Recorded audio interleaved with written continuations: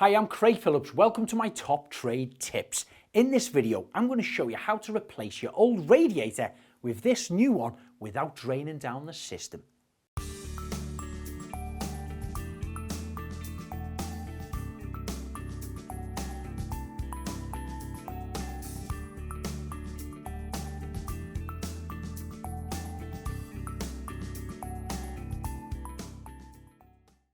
Now, the equipment you're going to require are some old cloths and some buckets for when you're draining the system down, adjustable spanners, a radiator key, and then for marking up you'll need your pencil, your tape and your spirit level, some PTFE tape, some fixings that will normally come with your radiator, and a cordless drill with some drill bits. Now, before you start to isolate your valves and remove your radiator, you want to work out where your flow and return is, meaning your hot water is going to come in one side and exit the other side, because new modern radiators, sometimes they require a certain direction of them coming in and out. Not all of them, but some of them do, and we'll get into that later. So, before I turn the system off, I'm going to leave it on and I'm going to turn my heating up, and you'll feel one pipe get warmer than the other pipe, because that's the hot water coming in and it's starting to fill your radiator up, and it's pushing what cold water has been standing in there out of the other pipe. And then once you've distinguished which is your return and your flow, then you can turn them off one side, and then this side I've took the top section off there. I'm going to get my small adjustable spanner and I'm going to close this valve down. Now I've isolated the flow and return, I'm going to release a little bit of the pressure from the bleed valve here at the top. I'll take the radiator key. I'm just going to get a little small jug. It's got a tiny little hole on the front of it here, so hopefully we might get, yeah, there we go, a little bit of water coming out there. So now I'm going to put a little cloth around the back there, put my bucket underneath, one under that side,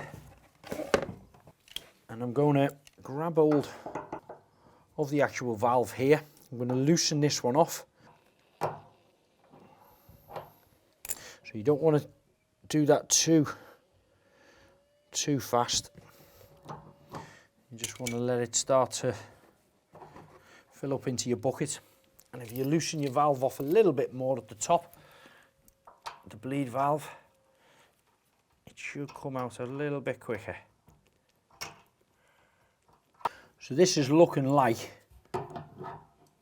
all the water, or most of the water, is out of the radiator. I'm just taking that off, so it's disconnected now from here, and I'll do the same with this side now. So this nut goes upwards,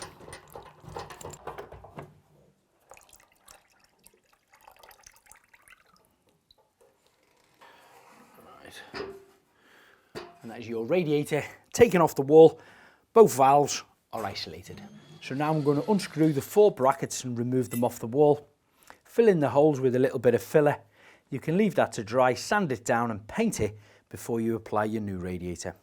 Now, the new radiator that I'm going to be installing is the Athens matte black double column traditional radiator from Bathroom Mountain. Now you can see these stickers on the bottom and the top indicating that the inlet is here and the outlet that side, and of course a sticker on the top. If your plumbing at home was vice versa, it doesn't matter with this style of radiator because it is universal. The brackets that hold it to the wall can fit on the front or the actual back of it. It doesn't matter, so it's ideal to work on both types of plumbing.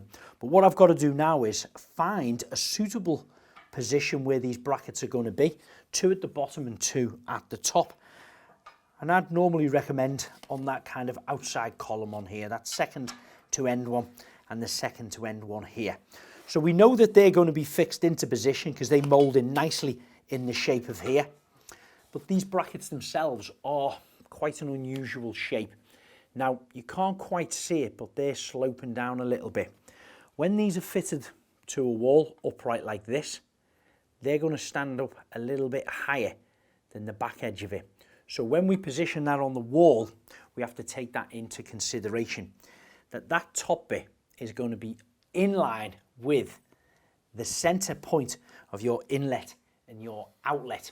Now remember, we're dictated to by the height of these, because these at home are already fitted into position. You might have a little bit of play in them, but some people may not have any play in them whatsoever. So getting the position of these to be screwed and bolted into the wall is very important. The center of my valves are 290, so I'm going to put a mark on my wall at 285, 5 mil lower than what the center point here is, and that's to accommodate the shape of this bracket, because that is the center point of my valve, but it slopes down towards the back. Now your measurements at home may be different if your pipes coming out the wall are a little bit higher or a little bit lower, so do make sure you measure the center of yours at home, transfer that on there, and 5 millimeters less to cater for this type of bracket.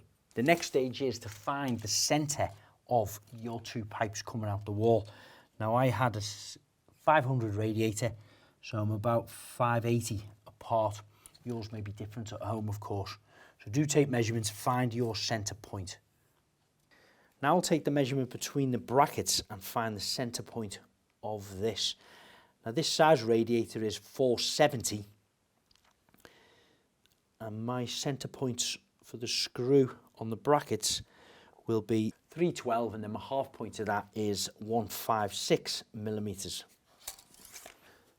Back to the wall, my center point of my pipes, bring it to here, and then I'll measure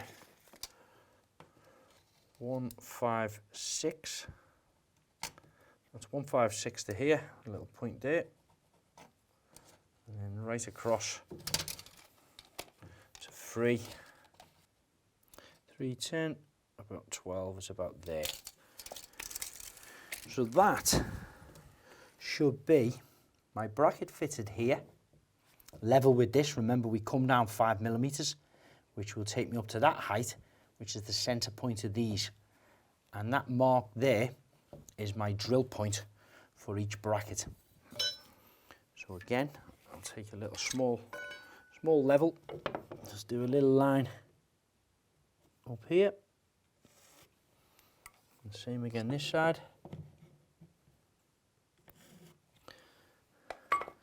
That now will be the center point of these screw holes.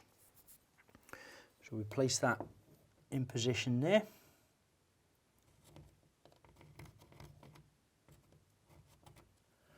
Draw my marks on here and here. Same again this side. Ensure my vertical line is in the center of those holes, and then I draw around them again. Now you get some screws and raw plugs to fix the brackets to the wall. They come with the radiator. However, these are designed for a masonry wall, which is solid. You drill them in, push them in, and then they'll screw in place. But we have got a lightweight hollow wall here. It's a plasterboard, so I'm going to be using a different type of fix. And I drill a hole in first, and these open up behind and anchor the bracket into position. I'm going to start with a 9mm masonry drill bit with the drill onto a masonry setting and drill in where my holes are drawn on the wall.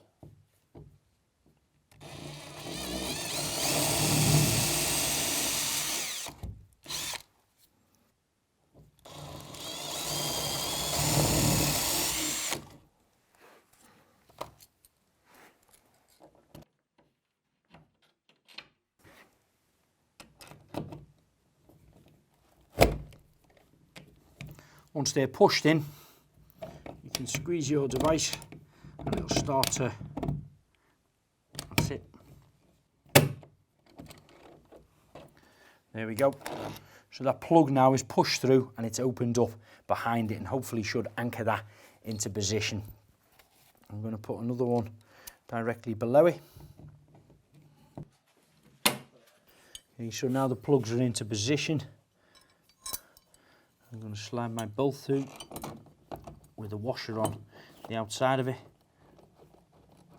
Just start to hand tighten that until it bites. Place my one below it. Take my screwdriver.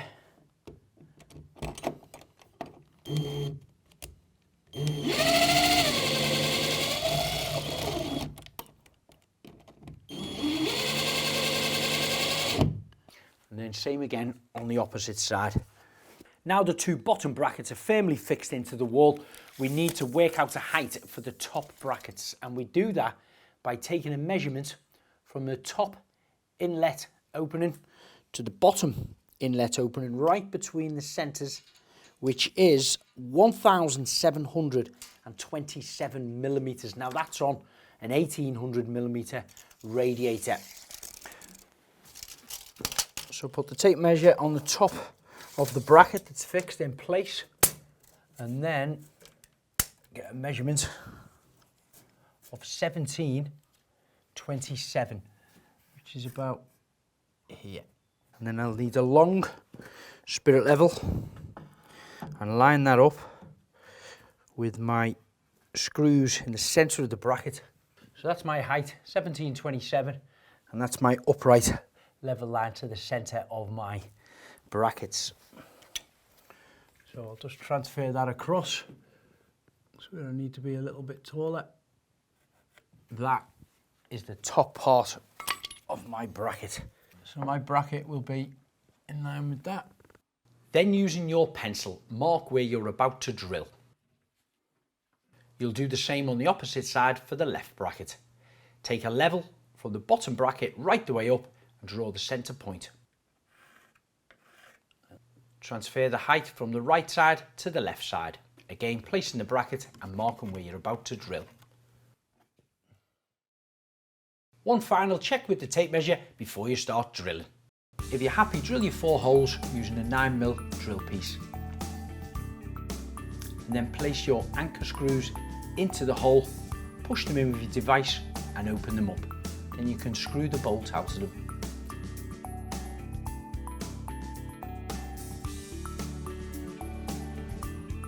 Once they're all in place, put your brackets into position, sliding your bolt between them and fasten them up tight using a cordless screwdriver.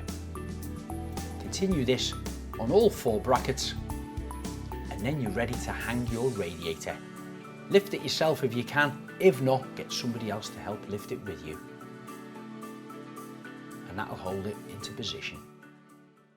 Now the radiator's firmly attached to the wall, we need to replumb it.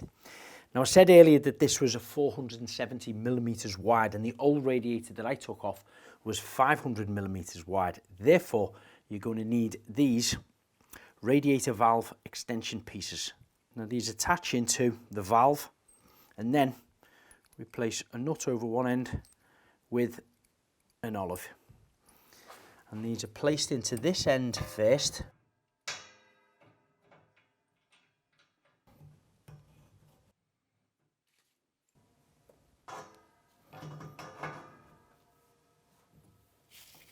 And that'll squeeze that olive inside there and expand it around and get a nice solid fitting.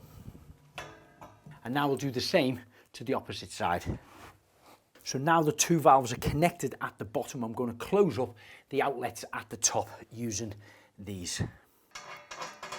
You just hand screw these in, and then take your grips or your adjustable spanner, tighten them up, and then you have your little grommet in there that you can unscrew to let the air out when you start to allow the water to fill the radiator up.